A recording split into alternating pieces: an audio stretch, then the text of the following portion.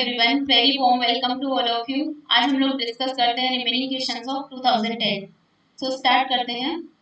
First question is regulation of fatty acid biosynthesis occurs at the enzymatic step catalysed by. तो ऐसा कौन सी enzymatic step है जहां पे फैटी एसिड बायोसिंथेसिस का रेगुलेशन होता है? तो सबसे पहले फैटी एसिड का जो बायोसिंथेसिस स्टार्ट होता है वो होता है एसिटाइल कोएंजाइम से। और हमें पता है एसिटाइल कोएंजाइम कहाँ पे परफॉर्म हो रहा है। जैसे ग्लाइकोलाइसिस कंप्लीट हुआ, पायरुवेट एंटर होता है माइटोकॉन्ड्रिया के मैट्रिक्स में और वहां पे लिंक रिएक्शन चल के पायरुवेट कन्वर्ट हो जाता है एसिटाइल कोएंजाइम में, देन वो एंटर होता है टीसीए साइकिल में। ओके, या फिर वो फैटी एसिड बायोसिंथेसिस में भी जा सकता है। तो फैटी एसिड का जो बायोसिंथेसिस होता है वो कहाँ पे होता है? मेनली साइटोसोल के अंदर, और साइटोसोल में एसिटाइल कोएंजाइम प्रेजेंट नहीं है। तो एक शटल सिस्टम चलता है जिसको बोलते हैं सिट्रेट पायरुवेट शटल सिस्टम, जिससे सिट्रेट बाहर आता है, वो ऑक्सैलो एसीटेट में कन्वर्ट होता है और वहाँ एसिटाइल कोएंजाइम रिलीज करेगा। उसके बाद क्या होता है? फैटी एसिड का बायोसिंथेसिस चलता है। ओके, तो इसका बायोसिंथेसिस बाद में देख सकते हैं। ये है माइटोकॉन्ड्रिया जिसके अंदर एसिटाइल कोएंजाइम पहुंच चुका है। फिर वो सिट्रेट शटल के थ्रू वापस बाहर आएगा और किसमें कन्वर्ट होगा? ऑक्सैलो एसिटिक एसिड में एटीपी की प्रेजेंस में वापस से एसिटाइल कोएंजाइम कन्वर्ट हो जाएगा साइटोसोल के अंदर, देन वो एंटर हो जाएगा फैटी एसिड बायोसिंथेसिस में। ओके, तो इसके अंदर जो main step, main regulatory enzyme है वो है एसिटाइल कोएंजाइम कार्बोक्सिलेज एंजाइम, जो फर्स्ट स्टेप को रेगुलेट करता है। तो ऑप्शन नंबर सेकंड क्या हो जाएगा इसका correct answer. Next question is a computer separates an organisation internal network from the public part through a. तो इसका नॉर्मली इसका नाम याद रखना, फायरवॉल है इसका नाम। Okay, option number A is the correct answer. Next question is a set of closely related genes or genetic markers that are inherited as a single unit is। तो इसका जो करेक्ट आंसर हो जाएगा वो हो जाएगा हैप्लोटाइप, बिकॉज सिस्ट्रो नहीं हो सकता, जीन फैमिली नहीं हो सकता, और हैप्लोइड तो बिल्कुल नहीं हो सकता। तो हैप्लोटाइप्स क्या होते हैं? Is a group of genes within an organism that was inherited together from a single parent. Okay, single parent से इनहेरिटेड होता है। And the word haplotype is derived from the word haploid, okay, which describes cells with only one set of chromosomes, and from the word genotype, which refers to the genetic makeup of an organism. Okay, तो option number C क्या हो जाएगा इसका correct answer. Next question is which of the following stages of embryos is used for transfer into cows। तो जो animals होते हैं उनके अंदर कोई एक ऐसा एनिमल होता है, एक ऐसी फीमेल होती है जो सुपर ओवुलेट्स होती है, सुपर ओवुलेशन प्रोड्यूस करती हैं। उसका फीटस या फिर उसका जो मोरुलर स्टेज की जो फीटस होता है उसको क्या किया जाता है? ट्रांसप्लांट किया जाता है अदर एक्सेप्टर फीमेल के अंदर। ओके, तो इसमें एक डोनर फीमेल होती है, एक एक्सेप्टर फीमेल होती है, और इसकी तरह से क्या किया जाता है? एम्ब्रियो का ट्रांसफर किया जाता है। ओके, तो ऑप्शन नंबर बी क्या हो जाएगा इसमें करेक्ट? लेट मोरुलर स्टेज में इस तरह से ट्रांसफर किया जाता है। Option number B is the correct answer. Next question is in a which is at equilibrium, the frequency of one of the allele under study is 0.11। अभी इसमें वन एलील की फ्रीक्वेंसी दी हुई है, वो रेसेसिव भी हो सकता है, डोमिनेंट भी हो सकता है। What is the expected frequency of heterozygous individual? तो इसमें heterozygous individual की फ्रीक्वेंसी पूछी है। ओके, तो वन एलील की फ्रीक्वेंसी अगर 0.11 है तो हार्डी-विनबर्ग इक्वेशन के through P plus q equals to 1 होता है। तो P इक्वल्स टू क्या हो जाएगा? 1 माइनस क्यू। तो यहाँ पे अगर 1 माइनस क्यू करेंगे तो ये आ जाएगा 0.89। ओके, तो दूसरे एलील की फ्रीक्वेंसी भी आ गई अपने पास। अब इसमें हेटेरोजाइगस की पूछी है, तो नॉर्मली हेटेरोजाइगस का फॉर्मूला क्या होता है? 2pq। तो 2p की वैल्यू रख देंगे और q की वैल्यू रख देंगे। इस तरह से पूरा यहाँ पे हमारा आंसर क्या आ जाएगा? 0.1958। ओके, बिल्कुल सिंपल क्वेश्चन है ये। Option number C is the correct answer. Next question is which one of the following statement is not true about chemokines। तो chemokines क्या होते हैं? जो B cell T cell secrete करती हैं उनको बोलते हैं chemokines। तो इसमें क्या क्या दिया हुआ है? They are small molecular weight proteins, बिल्कुल सही बात है ये। They may bind to more than one receptor type, ये भी बिल्कुल सही है। इसमें जीपीसीआर रिसेप्टर भी होते हैं, जेस्टेड पाथवे से भी बाइंड होते हैं, आरटी के रिसेप्टर से भी बाइंड होते हैं, तो ये भी बिल्कुल करेक्ट है। उसके बाद है they are secreted only by activated T cell, only by आ गया, इससे ये स्टेटमेंट क्या हो जाएगा, इनकरेक्ट हो जाएगा, बिकॉज टी सेल से भी सिक्रेट हो सकते हैं और बी सेल से भी सिक्रेट हो सकते हैं। अनदर जितने भी इम्यून सेल्स हैं लिम्फोसाइट्स, उनसे ल्यूकोसाइट्स सारी हैं जिनसे सिक्रेट हो सकते हैं। ओके, इसके अलावा they are secreted by leucocytes, ये बिल्कुल करेक्ट है। तो ऑप्शन नंबर सी क्या हो जाएगा हमारा, not true, incorrect statement. Next question is balanced genetic polymorphism occurs when there is selection against।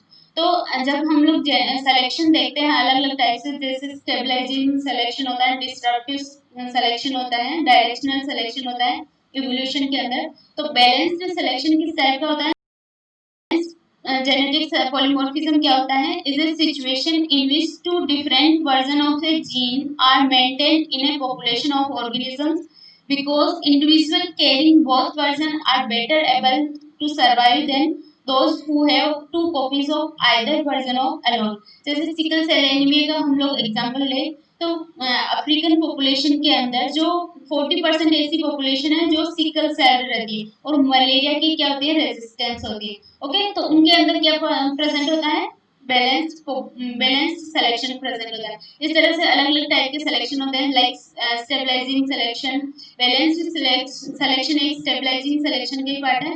उसके अलावा डिस्ट्रप्टिव सिलेक्शन और डायरेक्शनल सिलेक्शन, ये सब हम लोग इवोल्यूशन के अंदर पढ़ते हैं। ओके, तो इसमें क्या हो जाएगा, ऑल होमोजाइगोट्स के अगेंस्ट इसको क्या करते हैं, सिलेक्शन किया जाता है। तो ऑप्शन नंबर सी क्या हो जाएगा, करेक्ट हो जाएगा। Next question is increased genetic diversity following extended time in a tissue culture is a problem called, तो इस वाली प्रॉब्लम को क्या बोला जाता है, सोमाक्लोनल वेरिएशन। ओके, तो सोमाक्लोनल वेरिएशन क्या होता है, the phenomenon of high variability in individual from plant cell culture or adventitious should have been named somaclonal variation। okay, so temporal modification नहीं हो सकता, जीन ऑल्टरेशन मींस तो mutation होता है, ये नहीं होगा। इसके अलावा टेम्पोरल मॉडिफिकेशन टाइम के अकॉर्डिंग कोई कुछ न कुछ मॉडिफिकेशंस होते रहते हैं। उसमें एशियाटिक लोइन में इस पे रिसर्च की गई थी टेम्पोरल मॉडिफिकेशन के लिए, तो ये सब नहीं हो सकते। इसमें क्या हो जाएगा, सोमाक्लोनल वेरिएशन इसका करेक्ट आंसर हो जाएगा। Next question is symbiotic bacteria responsible for producing bioluminescence। तो ये बिल्कुल डायरेक्ट क्वेश्चन है। इसमें विब्रियो फिशरी जो होता है वो क्या करता है, ल्यूमिनेसेंस प्रोवाइड करवाता है। Option number C is the correct answer. Next question is to produce plants that are homozygous for all traits the best choices. तो अगर सारे होमोजाइगस प्रोड्यूस करने हैं हमें, तो क्या करेंगे हम लोग, एंथर कल्चर या फिर पोलन कल्चर करेंगे, बिकॉज यहाँ पे हम लोग देख सकते हैं पोलन कल्चर को माइक्रोस्पोर कल्चर भी बोलते हैं।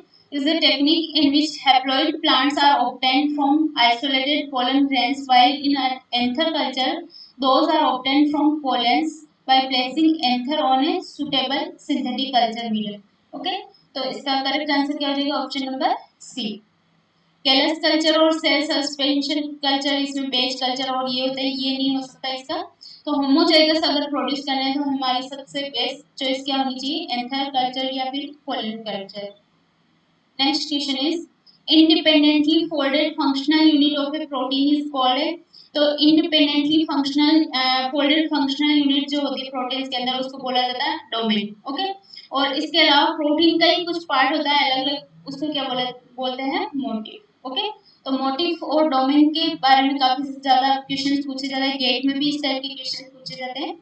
ओके, तो ऑप्शन नंबर सी क्या हो जाएगा, correct answer. Next question is if you want to use a plant tissue culture as a chemical factory for vitamins which of the following will you choose. Okay, तो इसके लिए suspension culture है, callus culture और organ culture और anther and pollen culture. तो इसके अंदर जो हम लोग यूज करेंगे वो करेंगे suspension culture. Okay, suspension culture क्या होता है, the cell suspension culture also called as the plant cell culture is a system for production of fine chemicals। okay, तो केमिकल फैक्ट्री फॉर विटामिन इसके लिए पूछा है तो क्या यूज करेंगे, सस्पेंशन कल्चर। इसके अलावा it can be defined as the culture of tissue and cells culture in liquid nutrients medium producing a suspension of single cell and cell clumps. Cell suspension culture is a primary route for studying plant cell secondary metabolites. Okay, तो option number A क्या हो जाएगा इसका correct answer. Next question is in which of the following fermentation and inhibitor is added to increase the productivity। तो इस type का fermentation होता है रिफामाइसिन बी fermentation। ओके, तो ये एक inhibitor है, इसमें देख सकते हैं rifamycin B is a powerful less toxic and easily biodegradable antibacterial enamycin antibiotic and is produced by strain of Nocardia mediterrani। Okay, it bears distinct critical antibacterial activities including tuberculosis, leprosy and its related mycobacterial infections. So rifamycin B has become one of the most effective antibacterial enasamycin antibiotics। Okay, और इसको use किया जाता है for increased productivity। Okay, option number A is the correct answer। And next question is homology modeling can be used to predict the 3D structure of only। तो homology modeling क्या होती है, सबसे पहले इसके बारे में देख लेते हैं। homology modeling is the most accurate computational method to create reliable structural models and is commonly used in many biological applications। Okay, so homology modeling predicts the 3D structure of query protein through the sequence alignment of template proteins। और ऑर्थोलॉग्स क्या होते हैं, जैसे ये homologs होते हैं उसी के टाइप्स होते हैं पैरालॉग और ऑर्थोलॉग। ऑर्थोलॉग क्या होते हैं, जिनका सिमिलर एंसेस्टर से डिराइव्ड कोई प्रोटीन है, सिमिलर एंसेस्टर से डिराइव्ड है तो उनको बोला जाता है होमोलॉग। और उसके फर्दर टाइप डिवाइड किया जाता है पैराटाइप एंड ऑर्थोटाइप में। तो ऑर्थोलॉग्स क्या होते हैं, are genes that are related by vertical descendant from a common ancestor and encode proteins with the same function in different species. तो इसके अंदर सेम फंक्शन होता है अलग अलग स्पीशीज के अंदर भी।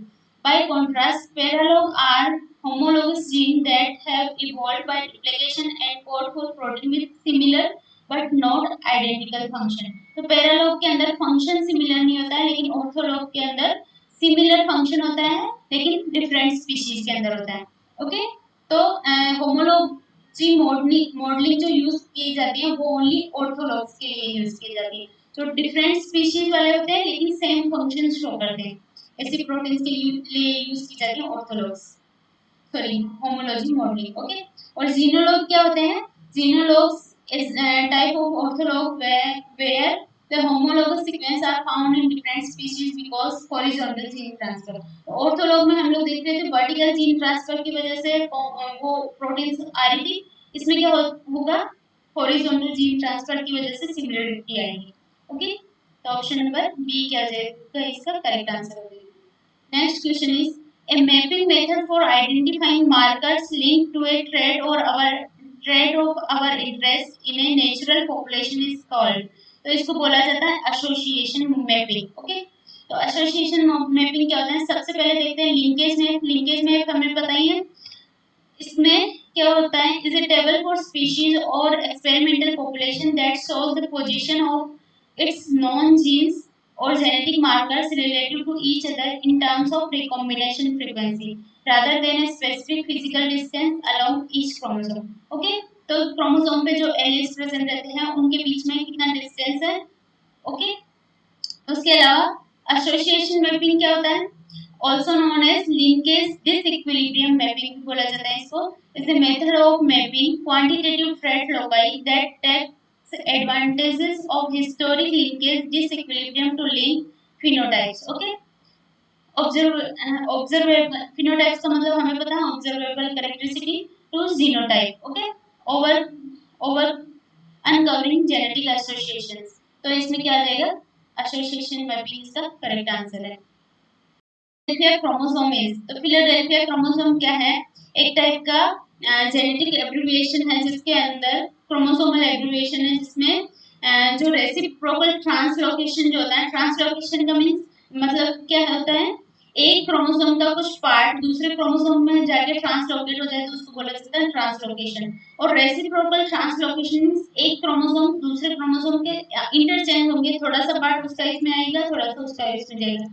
तो फिलाडेल्फिया में क्या होता है, 22 नंबर का क्रोमोसोम, अगर हेटेरोजाइगस क्रोमोसोम जो होते हैं उनके अंदर अगर 22 क्रोमोसोम का पार्ट 9th वाले क्रोमोसोम में चला जाए और 9th आएगा थोड़ा सा पार्ट 22 में आ जाए तो उसको बोला जाता है फिलाडेल्फिया क्रोमोसोम। ओके, और ये किसका पार्ट है, प्रोडक्ट है, प्रोडक्ट ऑफ रेसिप्रोकल ट्रांसलोकेशन। और बर्किट लिम्फोमा भी इसी का पार्ट है। ओके, तो ऑप्शन नंबर बी क्या हो जाएगा इसका correct answer. Next question is the stability of a recombinant protein can be enhanced by। तो recombinant protein की stability को कैसे enhance किया जाता है, इसके किसी भी प्रोटीन के अंदर एक पर्टिकुलर सीक्वेंस प्रेजेंट हो रहती है कुछ अमाइनो एसिड्स की, जिसको बोला जाता है पेस्ट सीक्वेंस। ओके, तो paste means proline, glutamic acid, serine और टायरोसिन, सॉरी थ्रियोनिन। ओके, तो इस तरह से ये अमाइनो एसिड की सीक्वेंस प्रेजेंट रहती है। The pest sequence is found in many short-lived eukaryotic proteins and play a role in their degradation। तो प्रोटीन की डिग्रेडेशन में ये पार्टिसिपेट करती हैं, रोल प्ले करती हैं। अगर इस वाले पेस्ट बॉक्स को अगर रिमूव कर दिया जाए पेस्ट सीक्वेंस को, तो फिर क्या हो जाएगा, उस प्रोटीन की स्टेबिलिटी एनहांस हो जाएगी। तो exclusion of paste sequence from the protein, तो ऑप्शन नंबर बी क्या हो जाएगा इसका करेक्ट आंसर। उसके बाद नेक्स्ट क्वेश्चन है which of the following RNAs functions by seed pairing. तो सीड सीक्वेंस क्या होते हैं, सीड पेयरिंग क्या होती है, द सीड सीक्वेंस और seed region is a conserved heptametrical sequence which is mostly situated at position 2 to 7 from the miRNA 5' end। Micro RNA जो होता है आरएनए इंटरफेरेंस टेक्नोलॉजी के अंदर यूज किया जाता है माइक्रो आरएनए, उसके 5' एंड पे ये सीड सीक्वेंस प्रेजेंट रहती है। Even though base pairing of miRNA and its target messenger RNA does not match perfect, the seed sequence has to be perfectly complementary। अगर सीड सीक्वेंस क्या करती है, इसके जो टारगेट मैसेंजर आरएनए होता है उसके साथ में कॉम्प्लीमेंट्री शो करती है। ओके, तो ये कहाँ पे प्रेजेंट रहेगी, miRNA के अंदर। ऑप्शन नंबर बी क्या हो जाएगा इसका करेक्ट।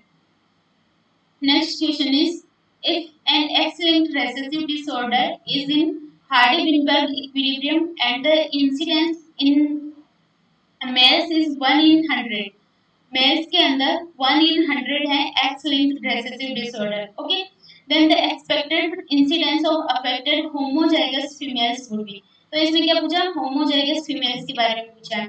तो अगर यहाँ पे रेसेसिव डिसऑर्डर है इसका मतलब क्यू की वैल्यू हमें दे रखी है 1/100। तो क्यू की वैल्यू अगर हमें दे रखी है और इसमें होमोजाइगस पूछा है तो क्या हो जाएगा, और वो भी रेसेसिव, तो क्यू स्क्वायर क्या हो जाएगा यहाँ पे 1/100 का स्क्वायर। ओके, तो कितना आ जाएगा यहाँ पे, ऑप्शन नंबर सी करेक्ट हो जाएगा, 1/10,000 इसका आंसर आ जाएगा। Okay, which of the next question है which of the following does not participate in the formation of antigen antibody or ligand receptor complexes। तो एंटीजन और एंटीबॉडी के बीच में जो भी इंटरेक्शंस होते हैं वो नॉन कोवेलेंट वीक इंटरेक्शंस होते हैं। ओके, तो हाइड्रोफोबिक इंटरेक्शन हो सकते हैं, इसमें इलेक्ट्रोस्टैटिक इंटरेक्शन हो सकता है, हाइड्रोजन बॉन्डिंग और बॉन्ड बॉन्ड इंटरेक्शंस प्रेजेंट हो सकते हैं, लेकिन इसमें क्या नहीं प्रेजेंट होंगे, कोवेलेंट बॉन्ड प्रेजेंट नहीं हो सकते कभी भी। तो ऑप्शन नंबर बी क्या हो जाएगा करेक्ट हो जाएगा। Next question is for extraction of penicillin from fermentation broth, pH is decreased. This is done due to, तो pH को डिक्रीज किया जाता है अगर पेनिसिलिन का एक्सट्रैक्शन करें किसी भी फर्मेंटेशन से, तो उसको इसलिए किया जाता है क्योंकि less ionisation of penicillin is required for extraction. तो ये बिल्कुल फैक्चुअल चीज है, ऑप्शन नंबर बी क्या हो जाएगा इसका करेक्ट आंसर। उसके बाद है in Ramachandran plot the value of dihedral angle psi is based on rotation around. तो रामाचंद्रन प्लॉट हम लोग ने डिस्कस किया था, तब मैंने बताया था कि फाई साई ओमेगा और काई बॉन्ड कहाँ कहाँ पे प्रेजेंट होते हैं। ओके, तो जो उसकी मेन चेन होती है अमाइनो पॉलीपेप्टाइड की, उसके अंदर कौन कौन से बॉन्ड्स प्रेजेंट रहते हैं, एन अल्फा, एन जो अमाइनो नाइट्रोजन होता है उसके और अल्फा कार्बन के बीच में जो प्रेजेंट होता है बॉन्ड उसको बोलते हैं फाई, और अल्फा कार्बन और कार्बोक्सिलिक कार्बन के बीच में जो बॉन्ड होता है उसको बोलते हैं साई। ओके, मैंने इसको बोला भी था कि सी से लर्न कर सकते हो इसको साई। ओके, तो C alpha and carboxylic carbon के बीच में जो बॉन्ड रहेगा उसको क्या बोलेंगे, साई। ऑप्शन नंबर बी क्या हो जाएगा इसका correct answer. Next question is prints database contents, तो ये बायो इन्फॉर्मेटिक्स का क्वेश्चन है। प्रिंट्स डेटाबेस बेस में क्या होता है, इसमें मल्टीपल मोटिव प्रेजेंट रहते हैं। ओके, उसके अलावा विच of the following condition does not favour denaturation of double stranded DNA, तो किसी भी डबल स्ट्रैंडेड डीएनए का अगर डीनेचुरेशन करना है तो अगर 100 डिग्री सेल्सियस से अबव कुछ हीटिंग करेंगे, वैसे 90 पे हो जाता है डीनेचुरेशन। ओके, तो 60 से अबव होते ही उसका डीनेचुरेशन होना स्टार्ट हो जाता है। तो heating to 100 degree Celsius obviously उसमें डीनेचुरेशन होगा। इसके अलावा अगर कुछ आयनिक स्ट्रेंथ दे रहे हैं, आयनिक स्ट्रेंथ को कम कर रहे हैं, तो उसमें भी क्या हो जाएगा, पीएच को अगर कम किया या ज्यादा किया तो उससे भी डीनेचुरेशन होता है। उसके बाद अगर कुछ treatment of alkali to raise the pH to 10, अगर ज्यादा पीएच इंक्रीज कर दी तो भी क्या हो जाएगा, डीनेचुरेशन हो जाएगा। लेकिन adding high concentration of sodium chloride, अगर NaCl वहां पे ऐड कर रहे हैं तो हमें पता है उस पे डीएनए पे जो चार्ज होता है वो होता है नेगेटिव, और सोडियम क्या करेगा वहां पे जाके शील्डिंग इफेक्ट शो करेगा, जिसकी वजह से उसकी डीनेचुरेशन नहीं होगा, जबकि वो क्या हो जाएगा, ज्यादा स्टेबल फॉर्म में आ जाएगा डीएनए। तो इसको बोला जाता है शील्डिंग इफेक्ट। ओके, तो ऑप्शन नंबर बी क्या हो जाएगा इसका करेक्ट, क्योंकि ये डीनेचर नहीं कर पाएगा। And next question is p value e value provided by sequence similarity search algorithm is, तो ये भी बायो इन्फॉर्मेटिक्स बायोस्टैट्स का क्वेश्चन है। इसका ऑप्शन है parameters to distinguish true relationships. Okay, इसके अलावा the average length attained by chromosome varies from, तो जो एवरेज लेंथ होती है क्रोमोसोम की वो होती है 0.5 टू, मेनली तो इसको माइक्रोमीटर में मेजर किया जाता है। ओके, तो 0.5 to 30 micrometre. Next question is the cytological representation of Klinefelter syndrome is, तो Klinefelter syndrome में क्या हो जाता है, एक्स्ट्रा एक्स क्रोमोसोम आ जाता है मेल्स के अंदर, वाई क्रोमोसोम तो प्रेजेंट रहेगा, एक्स वाई कंडीशन तो रहेगी, उसके अलावा एक एक्स्ट्रा एक्स क्रोमोसोम आ जाता है। तो ये सारे आपको एबनॉर्मल सेक्स क्रोमोसोम नंबर आपको पता होना चाहिए। X0 कंडीशन क्या होती है, टर्नर सिंड्रोम, जिसमें फीमेल की only one sex chromosome, only x present होता है और एक एक्स यहाँ पे एब्सेंट होता है। उसके बाद क्लाइनफेल्टर में हम देख सकते हैं XXY कंडीशन है, स्टेराइल मेल है ये। पॉली एक्स फीमेल में क्या होंगे, काफी सारे एक्स क्रोमोसोम्स आ जाते हैं, मोर देन 2 एक्स क्रोमोसोम। उसके बाद जेकब सिंड्रोम में क्या होगा, male with 1 X chromosome and 2 Y chromosome, इसको बोलते हैं जेकब सिंड्रोम। उसके बाद XXY मेल है और Y0 क्या होगा, डज नॉट लाइक, क्योंकि एक्स क्रोमोसोम के बिना कोई भी ऑर्गेनिज्म सर्वाइव नहीं कर पाएगा। तो ऑप्शन नंबर सी क्या हो जाएगा इसका करेक्ट आंसर क्लाइनफेल्टर सिंड्रोम के लिए। Next question is restriction enzymes produced by E. coli do not cut cell DNA because cell are, तो इस टाइप के क्वेश्चन काफी टाइम पूछे जाते हैं कि बैक्टीरिया के अंदर सेल्फ डीएनए को रेस्ट्रिक्शन एंजाइम्स कट नहीं कर पाते हैं, क्योंकि उसमें कुछ ना कुछ पेरेंटल जो उसका खुद का जो डीएनए होता है सेल्फ डीएनए, उस पर क्या होता है, मिथाइलेशन हुआ रहता है। ओके, तो डीएनए एडेनिन मिथाइलेज एक एंजाइम प्रेजेंट होता है, जिसकी वजह से क्या होता है, वो सेल्फ डीएनए को रिकॉग्नाइज करता है एज ए उस पे मिथाइलिन की प्रेजेंस की वजह से। तो ऑप्शन नंबर बी क्या हो जाएगा इसमें करेक्ट हो जाएगा। उसके बाद है which of the following can induce polyploidy, widely used mitotic inhibitor है, means spindle fibre spindle assembly को फॉर्मेशन को रोकता है ये। सेंट्रोसोम को सेंट्रोमियर जो माइक्रोट्यूब्यूल्स होते हैं उनको इनहिबिट करता है कोल्चिसिन। इसके अलावा for the induction of polyploidy इसको यूज किया जाता है in plants during their cell division by inhibiting the chromosome segregation. तो ये क्रोमोसोम सेग्रीगेशन को इनहिबिट करके क्या करेगा, पॉलीप्लॉइडी को इंड्यूस करवाता है। तो ऑप्शन नंबर बी क्या हो जाएगा इसमें करेक्ट हो जाएगा। उसके बाद नेक्स्ट क्वेश्चन है which of the following bacteria is not naturally competent, तो नेचुरली कॉम्पिटेंट क्या होता है, बैक्टीरिया के अंदर हमें पता है जीन अगर ट्रांसफर होता है तो वो 3 टाइप से होता है, ट्रांसफॉर्मेशन, ट्रांसडक्शन और कॉन्जुगेशन। तो ट्रांसफॉर्मेशन का मतलब अगर बाहर एनवायरमेंट से अगर कोई बैक्टीरिया जेनेटिक मटेरियल को सेल्फ ही ले सकता है तो उसको बोला जाता है नेचुरली कॉम्पिटेंट बैक्टीरिया। ओके, तो इसके ये बेसिलस सबटिलिस तो उसका एग्जांपल है, स्ट्रेप्टोकोकस न्यूमोनिया भी है, हेमोफिलस इन्फ्लुएंजा भी है, ई कोलाई ऐसा बैक्टीरिया है जो क्या है नेचुरली इनकॉम्पिटेंट है, नेचुरली कॉम्पिटेंट नहीं है।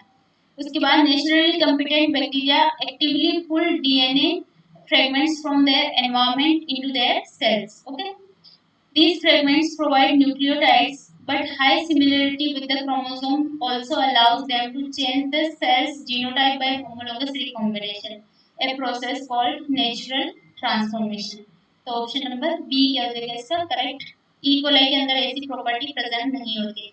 उसके बाद deoxy position of deoxyribose in DNA is at, तो ये सबसे सिंपलेस्ट क्वेश्चन है, कौन सी पोजीशन पे डीऑक्सी कंडीशन रहती है, सेकंड पोजीशन पे। ओके, 2 डीऑक्सी न्यूक्लियोटाइड बोलते हैं हम लोग।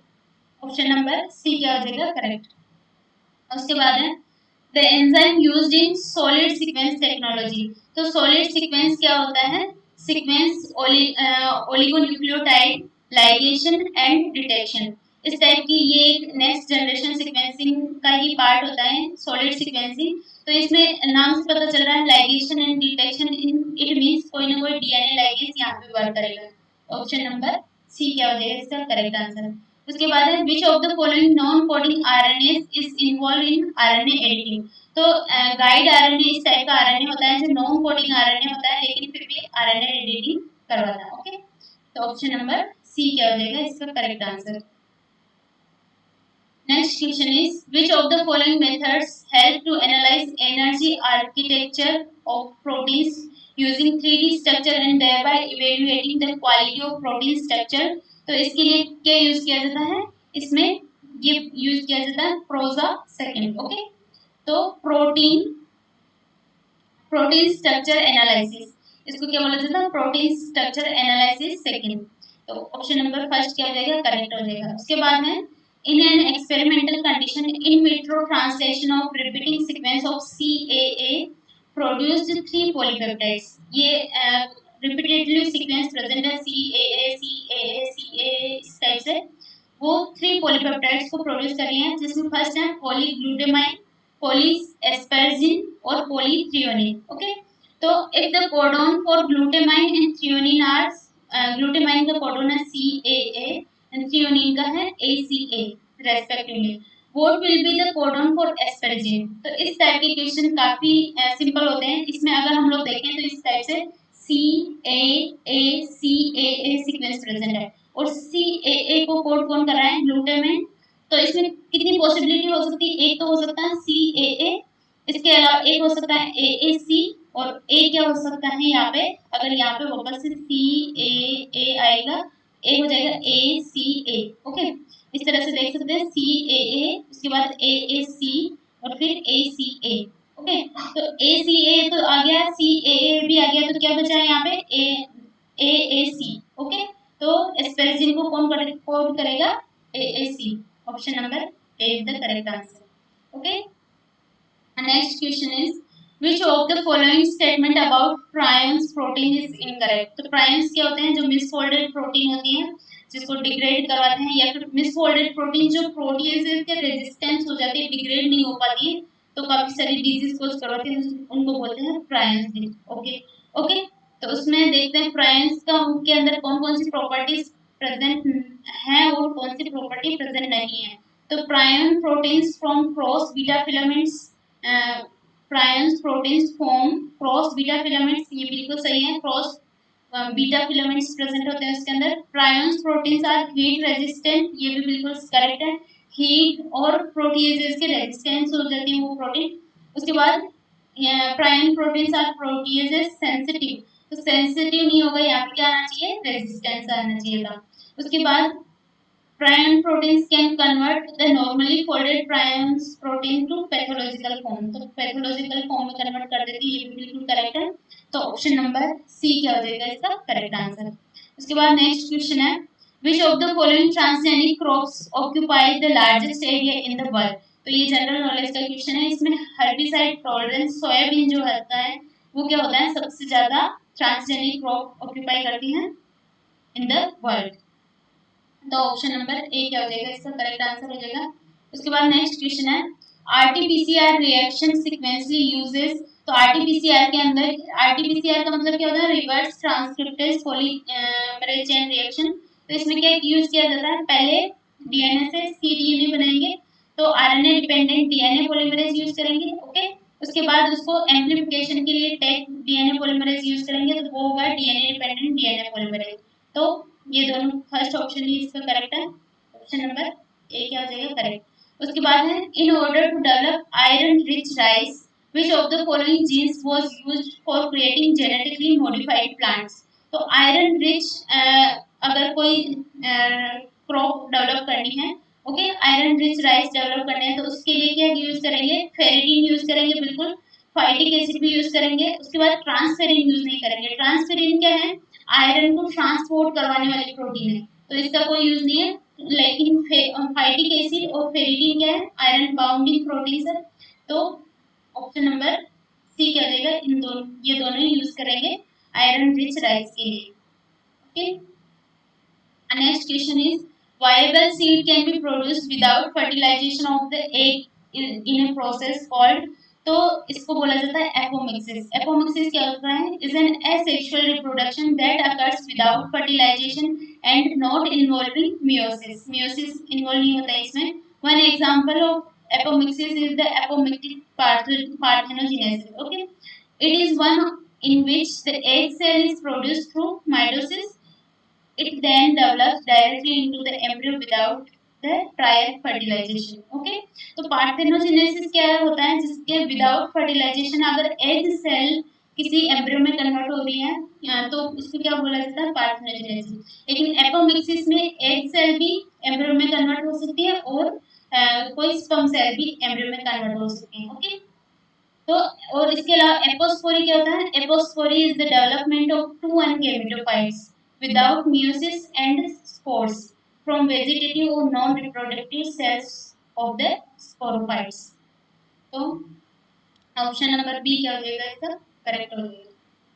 Next question is which of the following genes in Arabidopsis mediated interaction between floral meristem and floral organ identity genes। okay, तो ऐसा कौन सा जीन है, इसको बोला जाता है unusual floral organ gene UFO gene is involved in establishing the hold pattern। जो hold pattern होता है फ्लावर का और फ्लावर ऑर्गन, और इसके अलावा कंट्रोलिंग द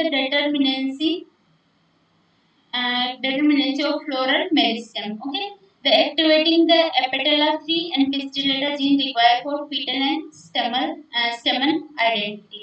okay, तो ऑप्शन नंबर सी क्या हो जाएगा, इसका करेक्ट हो जाएगा। Next question is protein protein interaction can be evaluated by all of the following accept.